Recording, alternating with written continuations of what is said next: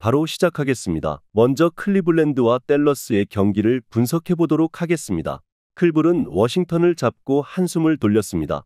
올스타 브레이크를 센트럴 디비전 1위로 들어갔지만 밀워키의 추격 속에 1위를 내줄 위기에 처했었는데 중요한 1승이었습니다. 두 경기 결장에서 돌아온 미첼이 16점을 기록하며 플레잉 타임을 충분히 가져갔고 알렌은 리바운드 12개와 함께 더블더블에 성공했습니다. 댈러스는 인디 원정에서 4쿼터 4점 차로 추격하며 역전을 노렸지만 엄청나게 터진 상대의 외곽포를 저지하지 못하고 패했습니다. 돈치치와 어빙이 60점 이상을 합작하는 등 맹활약했지만 워싱턴과 하더웨이 등의 야투가 터지지 않았습니다. 그래도 가포드와 워싱턴이 합류한 이후 약점이던 리바운드 경쟁력이 생겼습니다. MVP 레이스에서 요키치와 알렉산더 이후 3위를 달리는 돈치치의 존재도 든든합니다. 어빙과 돈치치가 주전 구간을 장악할 수 있는 댈러스지만 하더웨이가 부진하며 벤치 경쟁력이 떨어졌습니다. 르버트가 워싱턴전 트리플 더블에 가까운 기록을 내며 살아났고 니앙과 오코로 등이 20분 정도를 출전하며 주전에 휴식 시간을 제공할 클블이 홈의 이점을 살리며 리드를 허용하지 않을 것입니다. 클리블랜드의 승리를 예상합니다. 다음은 올랜도와 브루클린의 경기를 분석해 보도록 하겠습니다. 올랜도는 파울로 반케로가 빠진 애틀 원정에서 패했습니다. 반케로 대신 비타제가 나서며 투빅으로 경기에 임했는데 화력이 아쉬웠습니다.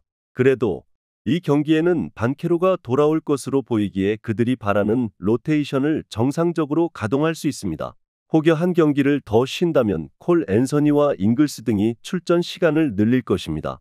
브루클린은 멤피스에 이어 올랜도를 연달아 상대합니다. 팀의 체질 개선을 위해 트레이드를 단행한 이번 시즌이고 데니스 슈로더를 비롯한 즉시 전력감이 들어왔지만 결과로 이어지고 있지는 않습니다.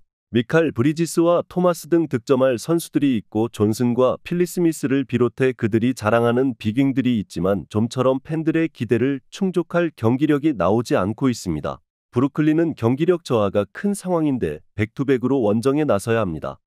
반케로 출전 여부와 상관없이 프란츠 바그너와 석스가 주전 구간에서 리드를 따낼 수 있는 올랜도가 돌아온 홈에서 경기를 장악할 것입니다. 벤치 화력도 올랜도가 뒤질 이유가 없는 경기입니다. 올랜도의 승리를 예상합니다. 다음은 워싱턴과 골든스테이트의 경기를 분석해 보도록 하겠습니다. 워싱턴은 클블 상대로 나름 선전했지만 연패를 끊어내진 못했습니다. 쿠즈마가 적극적인 골 및 돌파로 27점을 기록했고 벤치로 내려간 조던 풀이 시즌 하이급 경기를 했지만 클블의 재능을 넘긴 어려웠습니다.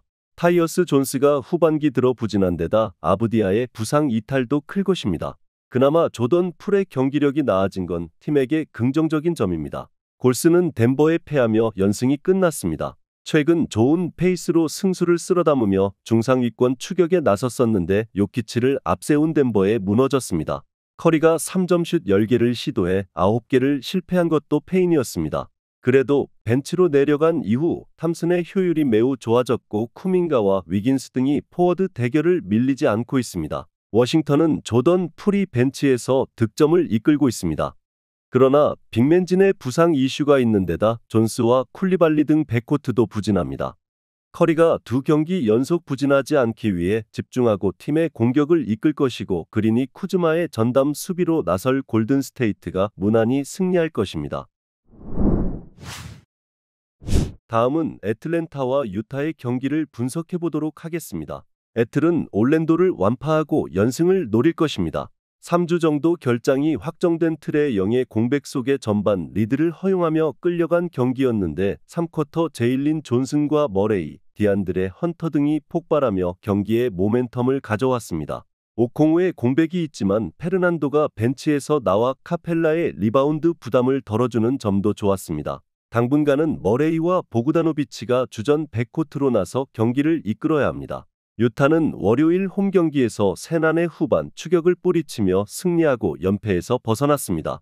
부상자들이 돌아온 이후 승률 5할을 회복하며 플레이오프 진출을 노렸지만 그 이후 다소 부진했는데 반등의 신호탄을 쏘아 올렸습니다. 클락슨이 고감도 외곽포를 터뜨렸고 마카넨도 고비마다 상대의 의지를 떨어뜨리게 하는 득점을 성공했습니다. 애틀이 올랜도를 잡으며 한숨을 돌리긴 했지만 틀의 0의 이탈 공백은 작지 않습니다. 섹스턴과 클락슨이 잘하는 플레이 위주로 경기를 풀어가며 백코트에서 밀리지 않을 것이고 캐슬러와 마카넨, 콜린스가 골 및 우위를 가져갈 유타가 승리할 것입니다. 다음은 보스턴과 필라델피아의 경기를 분석해 보도록 하겠습니다. 보스턴은 뉴욕을 완파하며 정규리그 1위에 한 발 더 다가갔습니다. 보여주는 스탯은 아니지만 본인 스스로 인정하는 커리어 하이 시즌을 보내는 포르징기스의 골 및 존재감이 확실하기에 다른 선수들의 수비 부담이 줄었고 테이텀은 MVP를 향해 가고 있습니다. 다른 강팀들에 비해 벤치 전력이 다소 약한 건 사실이지만 베스트 5는 두말 할 나위 없이 리그 최고 수준입니다. 필라는 미러키 상대로 완패하고 원정에 나설 것입니다. 벤치에서 나선 우브레가 12.9리바운드로 활약했고 멜튼이 3점슛 4개를 기록했지만 주전 구간의 열세가 뼈아팠습니다. 바툼이 돌아와 해리스와 함께 베스트 5로 나섰지만 쿤보의 파워와 사이즈를 감당할 수는 없었습니다. 그래도 엔비드의 이탈에도 맥시가 어느 정도는 팀의 경쟁력을 유지 중입니다. 필라는 엔비드가 복귀하는 4월 초까지 어려운 상황이 이어질 수 있습니다. 중위권 팀 상대로는 어느 정도 할만하겠지만 보스턴을 원정에서 상대하는 건 큰 부담입니다. 상대 에이스인 타이리스 맥시를 할러데이와 화이트가 교대로 압박하며 야투율을 떨어뜨릴 것이고 테이텀이 득점 우위를 가져갈 보스턴이 승리할 것입니다. 마지막으로 뉴욕과 뉴올리언스의 경기를 분석해 보도록 하겠습니다. 뉴욕은 디트에 이어 뉴올리언스를 만날 것입니다. 그래도 홈에서 나서는 백투백 일정이기에 이동으로 인한 피로도는 없습니다. 올스타 포워드인 줄리어스 랜드를 비롯해 아누노비가 결장 중이지만 그들의 부재를 안고 경기에 나선 지가 꽤 됐기에 여파는 크지 않습니다. 제일린 브런슨과 보그다노비치, 벅스로 이어지는 외곽포로 서부의 강호를 상대합니다. 뉴올은 홈에서 열린 시카고 전을 패했습니다. 백코트의 전력 누수가 컸기에 잉그램이 볼핸들러로 나선 경기였기에 볼 흐름이 다소 뻑뻑했던 점이 아쉬웠습니다. 맥컬럼이 부상으로 결장한 여파도 있었습니다. 그러나 이 경기에는 직전 경기를 징계로 빠졌던 알바라도와 마샬 등이 돌아오기에 맥컬럼을 제외한 모든 선수들이 나설 수 있습니다. 뉴욕은 브런슨이 앞선에서 팀의 공격을 이끌며 승리를 가져가려 할 것입니다. 그러나 아누노비와 랜들이 빠진 프론트코트로는 자이온과 발렌슈나스, 잉그램 등을 제어하기 어렵습니다.